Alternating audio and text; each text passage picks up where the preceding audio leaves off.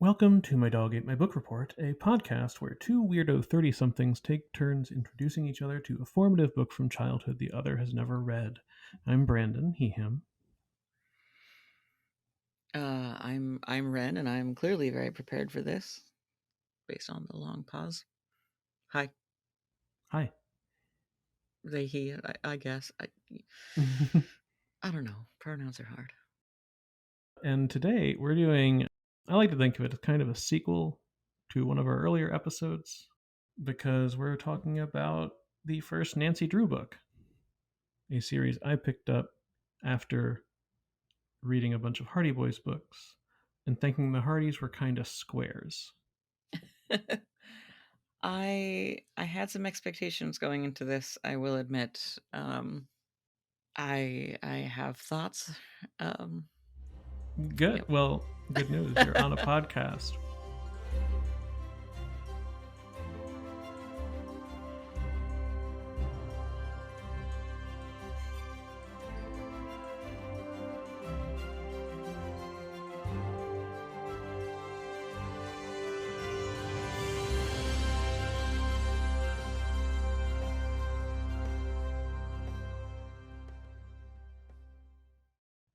So we read the first Nancy Drew mystery, The Secret of the Old Clock, by Carolyn Keene.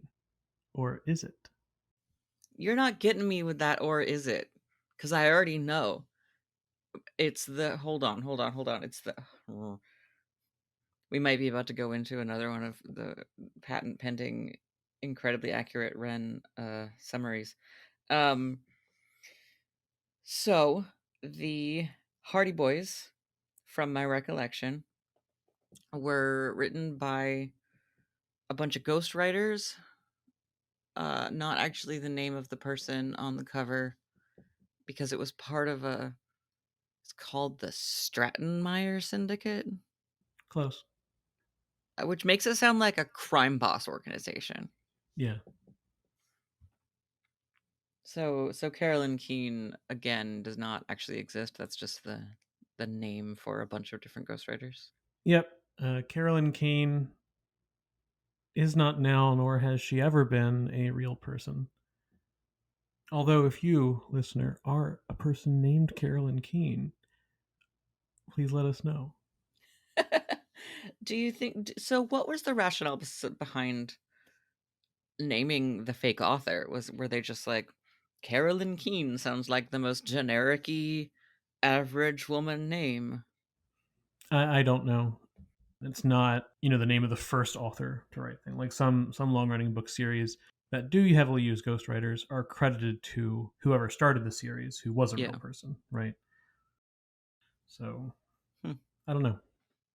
I don't know why Carolyn Keene. All right, well, we're getting ahead of ourselves. What's this book about?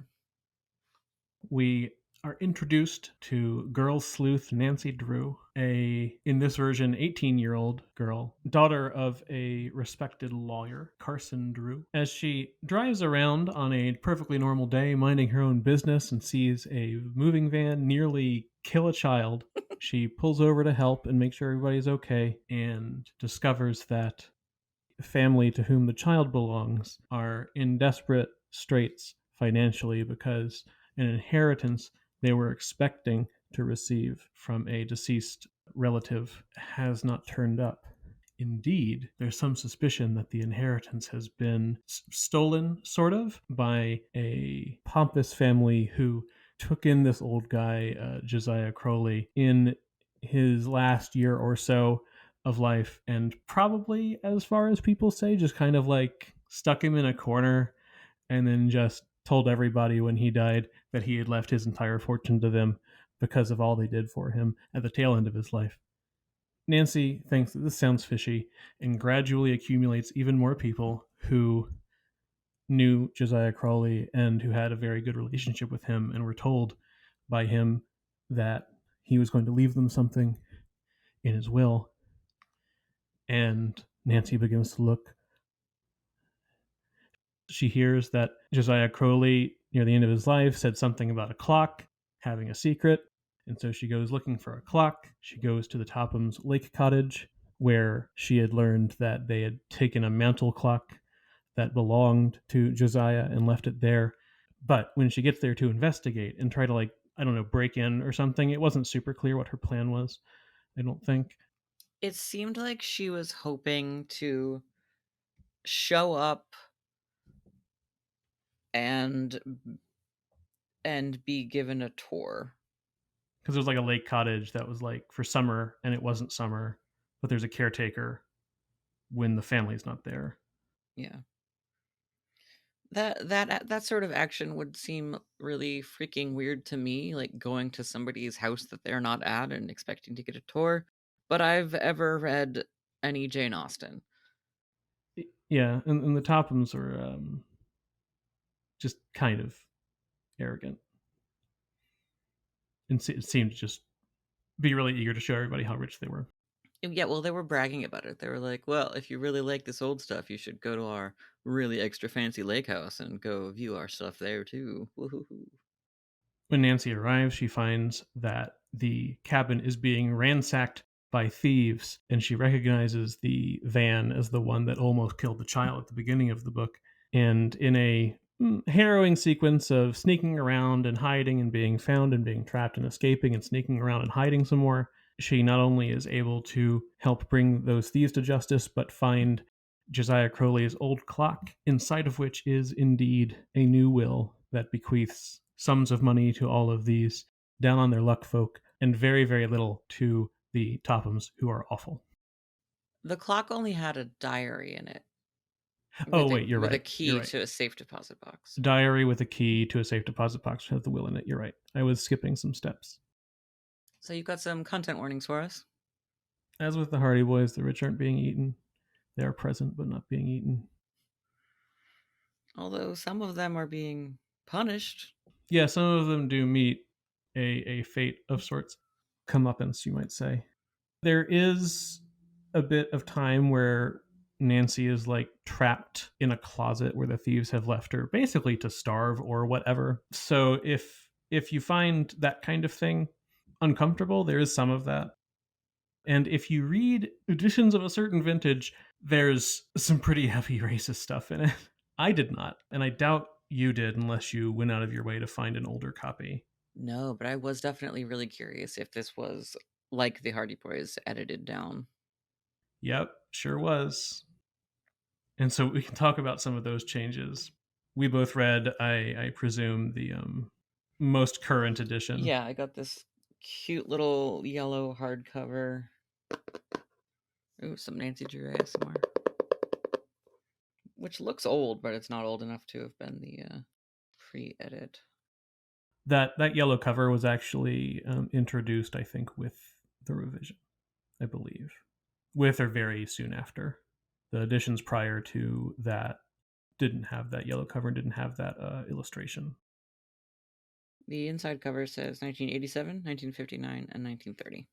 Yep, that checks out. So yeah, that's the story. I don't think that I actually read this one. We're cheating a little bit on this episode because normally our criteria is that one of us has to have read the book and the other doesn't. But the trouble I encounter is that while I owned a bunch of Hardy Boys books and specifically remember acquiring them in numerical order and reading them in numerical order, Nancy Drew I never owned any of. I found that my elementary school library had a bunch of Nancy Drew and a bunch of Hardy Boys.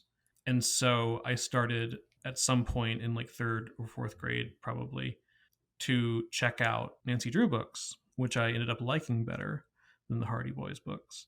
But I didn't check them out with any real rhyme or reason as far as numbers, and they were an older edition that did not have numbers at least prominently displayed. So I just kind of read ones whose titles sounded compelling to me, and I have no recollection of which ones they were. That makes sense. So I'm almost certain that I never read this one, but I looked at a whole list of them to see like if any of them really, really rung a bell. And the titles are pretty formulaic, so a lot of them I was like, that does sound kind of like a thing I might have read, but so do these other 20. So we just started at the beginning. What do you think drew younger you to Nancy Drew versus the Hardy Boys? I liked Nancy better than the Hardys. That seems pretty valid. I have I have thoughts. Yeah, so even when I was a kid, the thing about the Hardy Boys that I didn't love when I was reading them the first time, and that I found was still a problem when we revisited the series earlier in the podcast, was that even after reading a bunch of the books, I could not remember anything about which one was Frank and which one was Joe and anything about their characteristics. You know, Mm. they're just so interchangeable. And when you read the first book and they're kind of interchangeable and you're like, I'm not really sure which is which still, but whatever. That's one thing. But when you're like 10 books deep or whatever, and you're like, I still can't tell you anything specific about Frank versus Joe besides like which one is older. Hey, I can't even tell you that. So I think it's Frank. I might not put money on that, but I think it's Frank. Yeah, so Nancy, I just found was a much better protagonist. That was basically it as far as that was concerned. I don't remember why I picked one up in the first place at the library because, like I said, I think they also had just a ton of Hardy Boys, so I easily could have checked out Hardy Boys books that I didn't have because there were dozens. Like these books were on a couple long bookshelves in my school library, just chock full of Nancy Drew and Hardy Boys. But for whatever reason, I decided to try Nancy Drew, and I ended up liking her better. And so I just kept reading Nancy Drew. I think I didn't read any more Hardy Boys after I discovered Nancy Drew. so having the perspective of only ever reading the first Hardy Boys and now the first Nancy Drew, just comparing and contrasting them based on their first books. I agree with you. Nancy just seems like a nicer person. Her adventure was about helping people, and she very much was insistent about not being rewarded for her actions, where the Hardy Boys were just, super going after things for the reward specifically. And bonus objective helping their friend's dad, but like the reward was the most important thing. Yeah. I also found that Nancy was more proactive and did more of her own adventure than the Hardy Boys did. The Hardy Boys relied on their father to do a lot of legwork. And Nancy also is a nepotism situation. Her father is not a famous detective, but he is a famous lawyer. So she did rely on him for legal things, but not to go do all of the legwork for her, which was refreshing.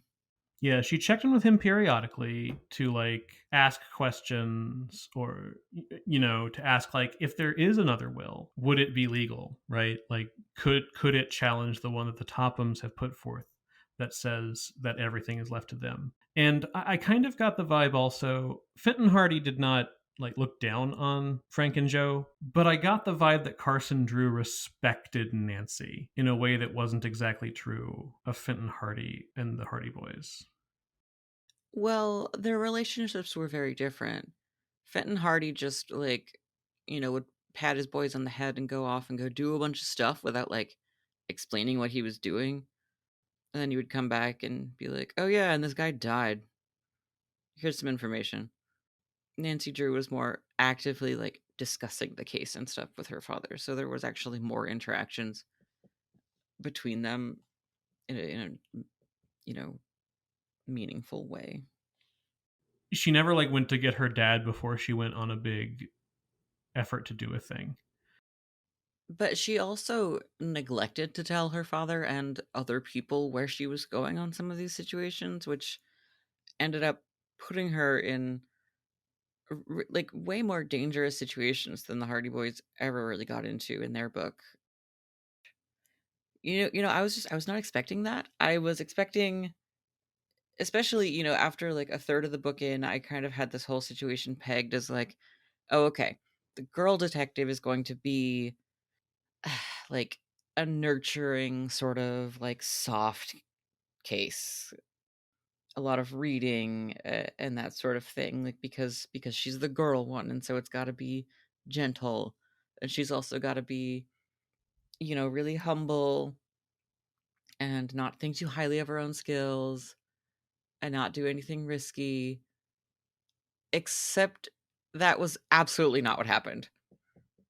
She was incredibly risky, went off and did really dangerous, like, snooping things that put her in a lot of danger, and also, she was tailing the bad guys that were driving off with the clock she needed, and instead of, like, waiting for the police and doing things, like, really by the book, like the way the Hardy Boys might, when the thieves parked to go eat food, she broke into their truck and stole the clock back out, which is the sort of thing I feel like you want your hero to do, but often in media, because they're so afraid of showing people doing things that are not super legal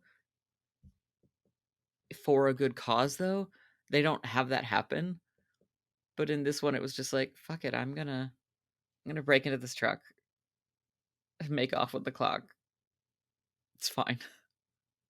Once the police do come, because she had previously reported the break-in and the theft of all of the stuff from the cabin to the police, but they couldn't really do much about it, right? Because they didn't know where they'd gone. When she does link back up with the police, and the police are taking the guys in and everything, she is like, "I'm not going to tell them I have the clock in my car." So I was ultimately just way more on board with the, yeah, Nancy Drew is just way better than the Hardy Boys because she's ballsier, smarter, more independent. You know, is still a rich kid because part of our critique in episode 4 of the Hardy Boys is that they were just like rich kids, just nepotism babies. They had every resource they could possibly want at their disposal. And Nancy also has just like a ton of resources at her disposal. She's got her own car, which, for the time period that this was in, meant you were rich.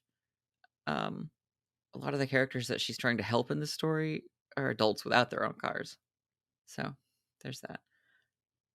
But She doesn't have her own gymnasium, at least. that is true. The Hardys seem to have this big campus of like detectiving, and it's a little less clear how nice the Drew household is. It's clearly nice. They've got a housekeeper. Carson Drew is a successful lawyer, so we can assume that he's making good money. But we're not given a glimpse of Nancy having a whole like subcomplex to herself or something. But she does have a car, and that's good. No motorcycles. Although this one did also start with a traffic accident. So yeah, I found her way more engaging than the Hardys. I also did make a note. I feel like, I don't know, maybe they were trying to like backpedal just a smidge about Nancy's legally gray circumstances about breaking into certain situations. But there was a sentence in there. Nancy drove as rapidly as the law permitted. Like, let's just slide that in there so that we know that Nancy's still technically following all of the law here. She's sort of like, almost breaking the law a few times. Let's just make sure parents don't get mad at us and put in that she's totally not speeding here.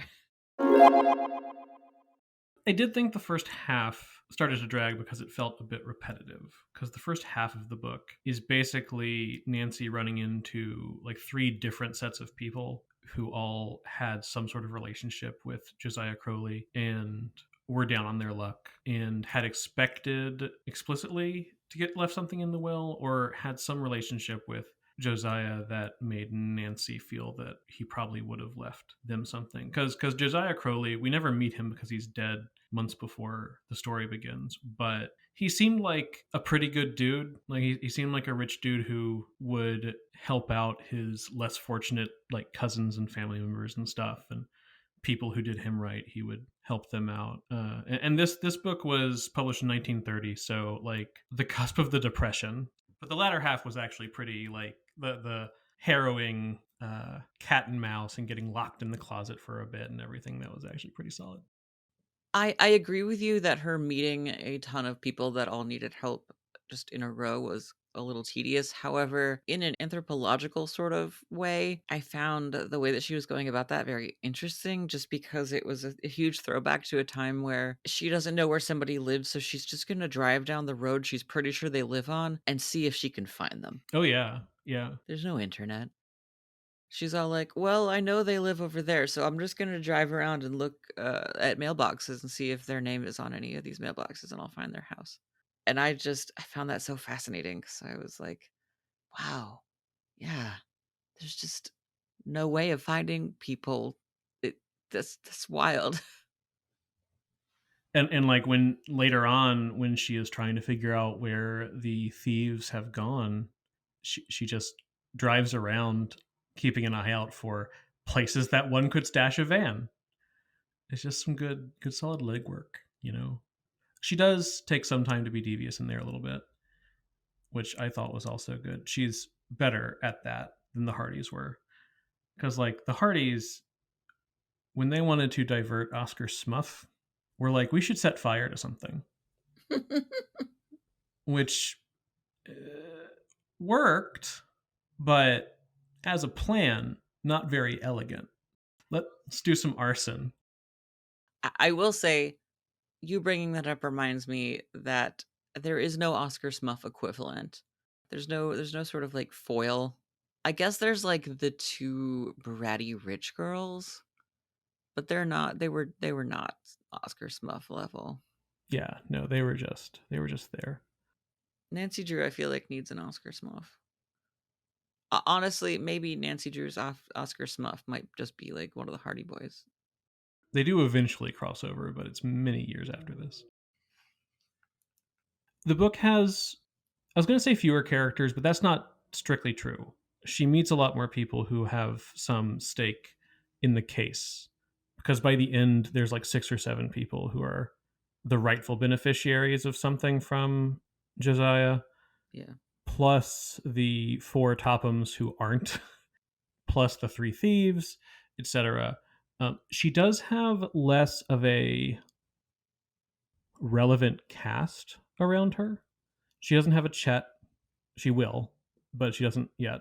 She's just constantly talking to herself, which I found kind of charming. And for a while, I was like, this is probably just her thinking things. And it's formatted like it's dialogue because sometimes that's what books do. You know, that's one of those things that it seems like nobody agrees what you should do with type if it's a thought. Some people are like, well, it's like dialogue, so it's in quotations, and it's just like there might be a clue, Nancy thought, and that's how you know it's a thought. And some people are like, you italicize it, but there's no quotations. And some people are like, you don't do anything to it. It's not talk, so it's not quotations. So for a while, I thought she was just thinking to herself. But then there were times when the verb used was like murmured or gasped or shouted. Nancy just sometimes finds something and she just, when she is totally alone, goes, yes, I wonder if the will could be in there. You're right. I just opened it up to a random page, and I more critically examined a line. A vague suspicion that had been forming in the back of Nancy's mind now came into startling focus. Those men may not be movers, she burst out. So she's just yelling to I herself. highlighted that also. You are so right. I didn't notice that. Yeah, some verbs are like you can kind of go either way. Like mused is used a lot. I think you can go either way with the word mused, but burst out is unambiguous. Now that I'm looking at my notes, because that happened when she was checking around the Topham cabin after the thieves had left.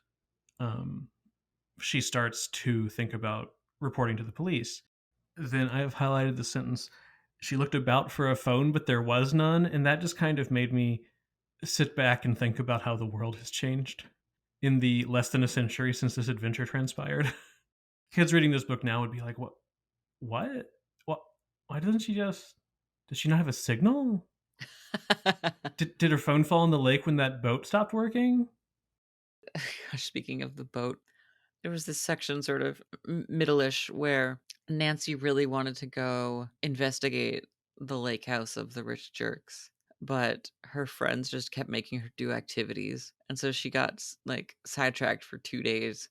going off and having fun with her friends because they just wouldn't let her be alone to go do her investigations. And I was like, gosh, she feels really relatable right now. She's just like, I want to go off and investigate, and these people are all making me be social. I have to play badminton now.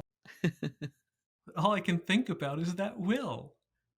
She burst out on the court.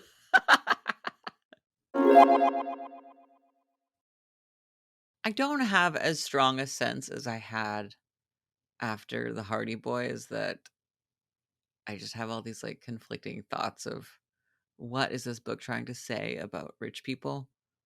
But I feel like there's crappy rich people in both books, but there's also really like good, scrappy, I don't know, virtuous middle class to rich people. So I can't tell if like if the people writing this are making some sort of like value judgment about generational wealth versus like people who pull themselves up by their bootstraps or something, except I don't know, the Hardy Boys are little nepotism brats, so I had a similar note where between this book and the first Hardy Boys book, which both deal with a sum left behind by a deceased rich person and who gets that sum, it definitely seems like the messaging in general is that inherited wealth is non-virtuous. unless you've done something. Like all of this inherited wealth in this story was, at least with the rightful will, given to people who earned it by being really nice to this guy, basically. I did crunch some numbers. The amounts that they're left were not small amounts, but they weren't you're rich now amounts. Each person got like $10,000. Mm-hmm. So they concluded that the total inheritance after taxes was $100,000. Each of the various households that Nancy had met, all of which were at least two people, got 10,000.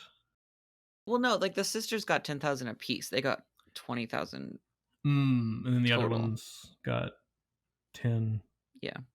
So $100,000 in 1930, the total inheritance would be around $2 million today. So it's not a small amount. $10,000 therefore is like $200,000 equivalent, which is not bad, although some of them have like serious medical issues they haven't been able to afford and stuff. So even then there's still this element where like a lot of that money is going to go like immediately to bettering their lives in ways that have been needed for a while. Yeah, like one of them was this lady who was all injured and she couldn't feed herself. The other ones were these sisters who owned a farm, and one of them really wanted to go be a famous opera singer, but she couldn't afford classes with the maestro and that sort of thing. Like, there was a lot of like stuff in there about like who was like worth getting this money. So my note that I wrote down was, and this was at the very beginning, I kind of was slightly eye rolling until I realized I actually did like Nancy, but I wrote, yet another rich kid. I'm starting to blame these books for the whole Meredith rich kid fallacy. ... So I was a little judgy at the very beginning. That's not unfair. If you look into any criticism about Nancy Drew and the Hardy Boys, this is true of the Hardy Boys as well, critique of both series does often focus on the fact that they are very privileged individuals who are often kind of swooping in to help people who are non privileged, whether it's because of their economic class or their race or whatever. And mostly the books don't like critically evaluate those situations. The book does not have any meditation on how Nancy's status gives her a leg up doing things to help these people who are not from the kind of economic background that she is, or who are incapable of doing the things that a capitalist society requires of them to be able to afford basic necessities, because capitalism is awful. It's a thing that is worth keeping in mind whenever you're reading one of these books, because it is a core element of the entire setup that isn't generally reflected upon by the books themselves. They seem to be okay with the notion of people with wealth if they are good people contributing things. The Tophams, conversely, who are trying to hijack the entire inheritance. We're not entirely sure how they treated Josiah, but it probably wasn't great. They probably took advantage of his failing health and possibly failing faculties to keep him from being able to manage his estate. We find out that Richard Topham, the father, he's just gotten trashed in the stock market. The little that we see of him, he's just characterized as being like just awful at business. We could unpack how arbitrary it is to engage somebody by how good they are at the stock market, but fundamentally they are trying to like get this inheritance because they are so far in debt that they need it to dig out of this hole. Meanwhile, the rest of the family, Mrs. Topham and the two sisters, are just these absolute pompous jerks to everybody and think they're better than everybody. And at the end of the book, one of the most rewarding things I found was that we learn that the sisters had to go get jobs. They were too good for jobs, but now they have to because they only got left $5,000. Well, their dad only got left $5,000 in the will. And that wasn't anywhere near enough to pay off all the debt. Which is still, based on the math you gave us earlier, he still got $100,000. Yeah, you know, they're this family who had this inherited wealth. They owned a really nice house in River Heights and also a summer cabin on the lake that they could afford to own but not use for large portions of the year. And none of them worked, and they just went around town like looking down on everybody. They couldn't maintain that lifestyle with $5,000. They probably couldn't even pay off all of Richard's debts, I think. Yeah. But they're clearly characterized as people who might legally have some legal right to wealth, but don't morally have a right to wealth, if that makes sense. There's definitely something extremely capitalistic about the entire sort of moral compass going on in these books, to be sure, but there's that at least.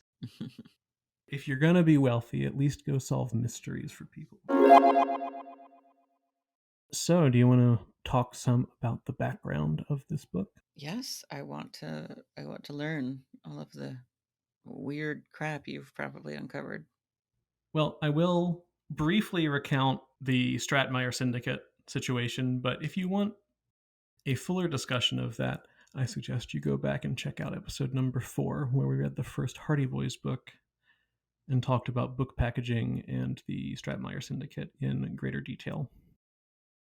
Edward Stratmeyer was a guy who started to write adventure novels aimed at young adults at a time when the notion that there was a genre of story written for kids or for young adults, for juveniles, that just wasn't a concept at the time. There were children's books, and then there were just books. And at some point, people started to read books instead of children's books, and that was that.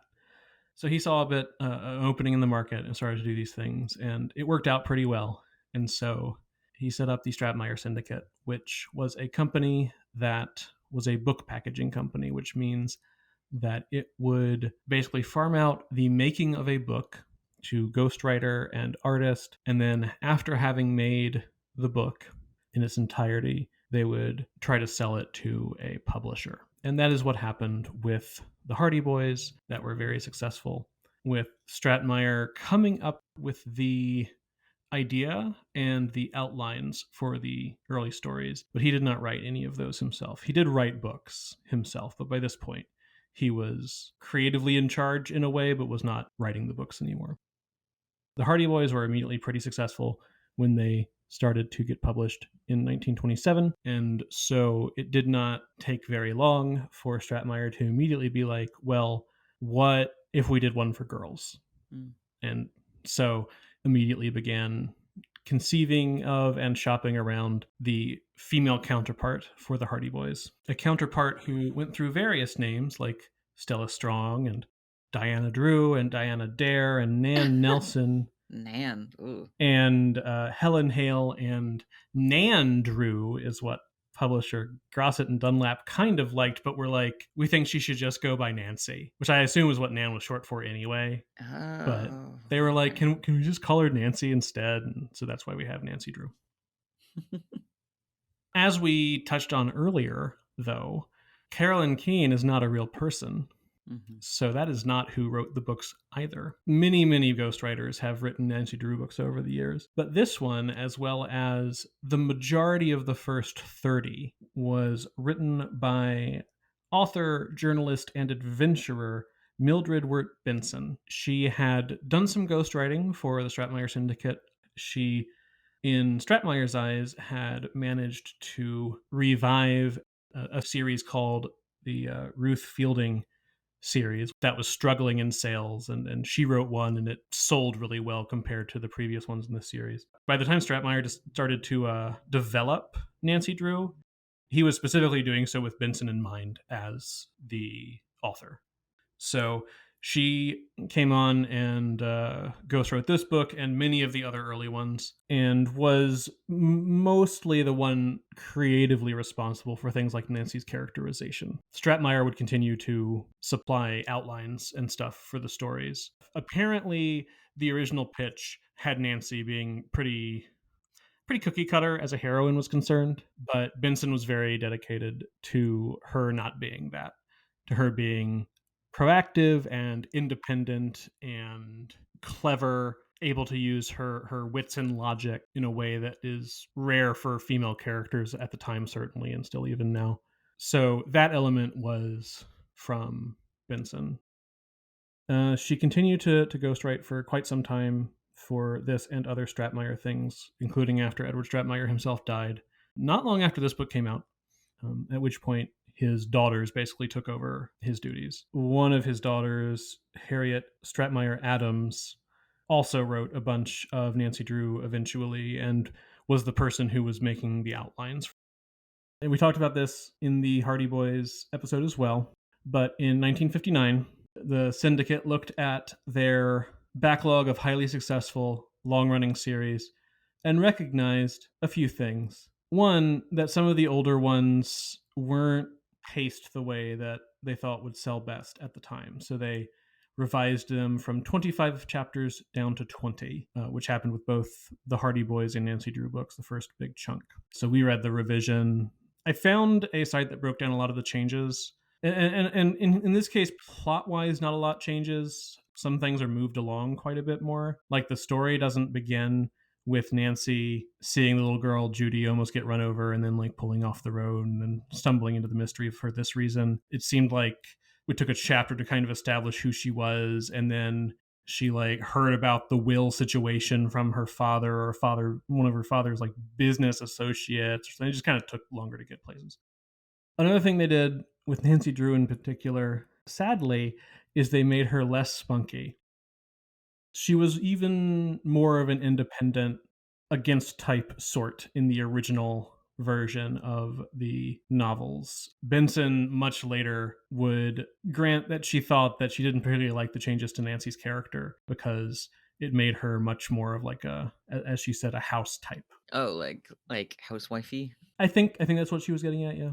She was just pulled back into like having more of, I guess, a balance between sort of the independence and stuff and like cultural values about what a good girl is supposed to be, right? There's a picture on 121 which really does not match what had happened in the story thus far.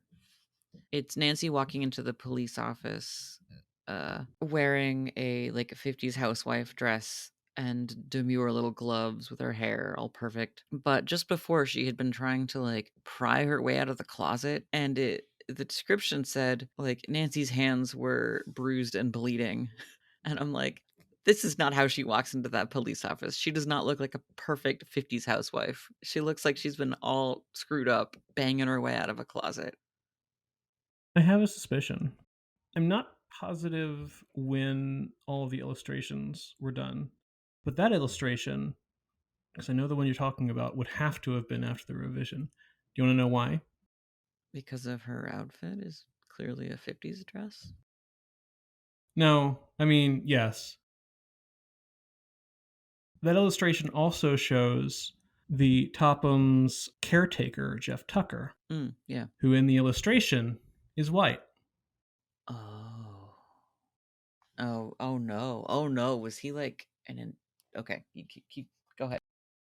One of the other things that the revisions to both Hardy Boys and Nancy Drew did was backpedal on some very poorly aged, even by 1959 standards, racial stereotyping. And in this book, that mainly meant that they took Jeff Tucker, who was originally a black character who was characterized about as stereotypically as you could manage. I did find some text of the way his dialogue was written, and I will not repeat it. Yeah. But you can imagine. And whereas in this version of the book, in the revision version of the book, the thieves like forced him into a shed or something to like just get him out of the way while they ransacked the house. Mm-hmm. In the original version, they tricked him into getting drunk. So that is gone in this version. Yeah. Why couldn't they have kept him as a black guy, but just had him get stuck into a shed? That's a fair question. And that's another point of like consistent criticism of both Hardy Boys and Nancy Drew, along with the class stuff, is that many of them did contain some pretty racist stuff in them. And when the publisher, when the owner of the books decided that that was not a good look, they erased people of color instead of making them non-stereotypes. Yeah, it really feels like they just super undiversified the books in the name of like, oh, well, that was problematic. But I don't know how to write a black person that's not problematic, so I'm just going to not have black people exist. That seems to be kind of what happened. You can find some thoughts about this from people much better versed in these topics than I am that can talk through some of the situation with these series in the way that while the revision did get rid of a lot of just super racist stuff, they also kind of made this world an extremely white world rather than a world that is populated by a diverse group of people who are all well written, rounded characters and not stereotypes of whatever ethnicity they happen to be. Coming at this book after having read the book that we read for episode 15 really is I don't know, it's just quite a contrast because they, sure, with the revision, this book takes place like nebulously in the 60s, but it's based on the bones of a book that was written in the 30s. And so if you think about like this taking place in the 30s versus Roll of Thunder also being in the 30s, like that was all just the same time period. So you've got, that area with the sharecroppers and then this area with all the rich white people and just how different their worlds are. And in the original text, apparently, the scene with the police does play out quite a bit differently because whereas in the revision text, Jeff Tucker, who again is now a older white man, is listened to for what he's able to provide about the theft to the police. Apparently, in the original text, while he did go to the police station with Nancy, he was pretty consistently just kind of like sidelined. They just did not care to hear what he had to say. And I think Nancy scolds him for letting the theft happen. So the way that you tell the texts, the editions up to the revision, up to the late 50s, were in a blue canvas or fabric rather cover. I'm pretty sure that the ones I read were pre-revision because I remember them being a fabric cover. I thought they were green, but everything I saw said they were blue and that there weren't any green ones. But I also, like I said, don't remember which ones I read. I may have read ones that were so late that like the racist elements were not there in the first place because they knew better, I guess. But if you do find an older copy of this book that has a fabric cover instead of that yellow spined hardback, be aware. The other easy way to tell, like I said, is that the revision took the books from 25 chapters down to 20, so you can pretty quickly like assess how many chapters are in this book. If it's 25, be aware. I did see that it looked like the original versions of at least the first few books had been republished once in maybe the early 90s in a controversial move by some company that seemed to think it was valuable to do so, I guess, for some reason. Generally, if you're buying a new copy, if you're buying a copy that was printed anytime since like the mid 80s, it's going to be the revision version. There's really just like so much to say about, like, yeah, the revisions seem like they were doing something good, but also erasing. Like, it's so annoying. It's a very mixed bag. They need the level of revision that the Cricket in Times Square had, acknowledging that the parts with the Chinese immigrants were incredibly racist, but then just rewriting them so they're still Chinese immigrants, but they're regular people, not stereotypes. Yeah, so that's Nancy Drew. Mildred Wirt Benson sounds like a super interesting person. She wrote over 130 books. Many of them were ghostwritten for the Stratemeyer Syndicate for various series. But she did some stuff under her own name as well, including a series called the Penny Parker books, which she says were essentially like just the superior version of Nancy Drew because she had creative control over them and could do the things that Stratemeyer wouldn't allow her to do with Nancy Drew.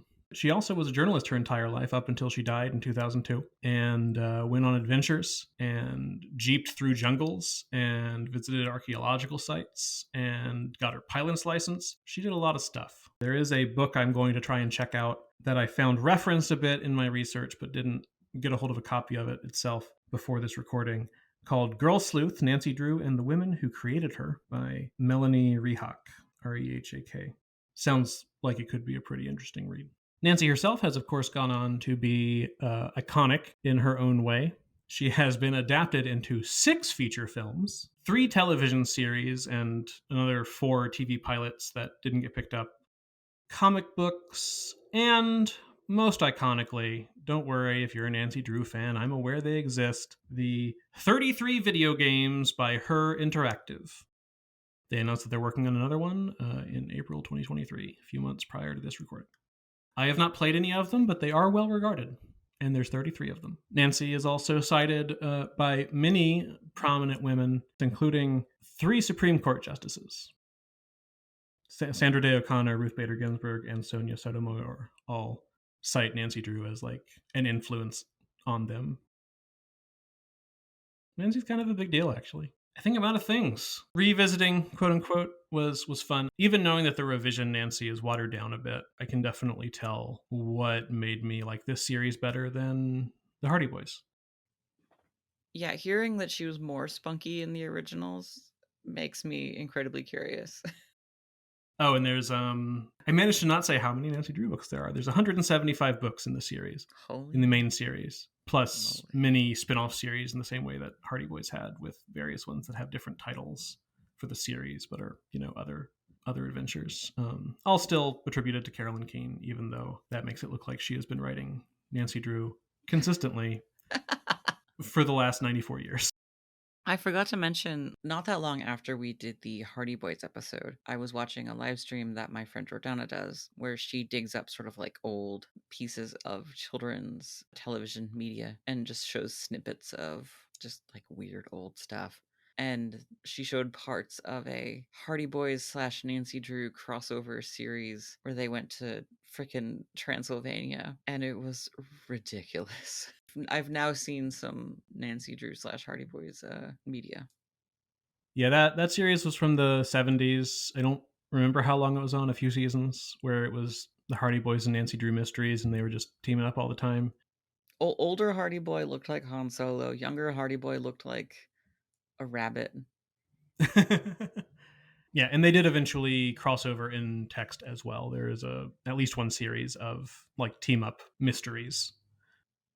I think I'm at 3 peaches on this book. If the first half was a bit more engaging for me, it would get at least another half peach.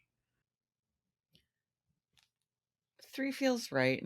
3 feels right for where I'm at too. I quite liked the latter half of the book. I thought it really got going and moved and was kind of harrowing. Just her being locked in the closet and her hiding after breaking into the truck and the thieves almost walking in on her, like continuing to break into the truck. There was good stuff there for sure. I might check out the second book, The Hidden Staircase, because that's Benson's favorite, apparently. Definitely want to maybe look up if I can get a hold of some of these Penny Parker mysteries or something, though. I would like to maybe read some of what Mildred Ward Benson wrote without the handcuffs of the Stratmeyer Syndicate, requiring her to fit an outline in a business model. So what are we reading next time? Oh boy. Something that I might regret. Actually, no, I probably won't regret it. I know that there's a lot of problematic stuff in the book series, but I think that it starts later. We are going to be reading Little House in the Big Woods. It is the first book in the Little House in the Prairie series by Laura Ingalls Wilder, who has there's a lot to say about it. I read the books pretty religiously as a child because I know you'll be shocked to hear that I like hearing about people building houses and surviving in the woods. I'm going to see how it reads now that I know a lot of the background information about it that I've learned in the past few years. Indeed is correct. My Dog Ate My Book Report is hosted and produced by Wren and Brandon and edited by Derrick, Valen, and Daisy McNamara. The music used in this podcast was licensed by Epidemic Sound. The transcripts were generated ish by Otter.ai, but fixed up by us. And our icon image was illustrated by Cindy Lau. I think it's impressive that an otter can write at all, I have a question or comment for the team. Like, where's the otter? Like, where's the otter? It's not our otter. We just get some of its time. You can find us on our website, which links to all of our socials at dogatemybookreport.blueberry.net or by emailing at dogatemybookreport@gmail.com. We'd be super excited to know what books you loved growing up, especially if you have some favorite Nancy Drew books. Let us know if there's certain ones in the series that you think are extra worth checking out. Thanks for listening.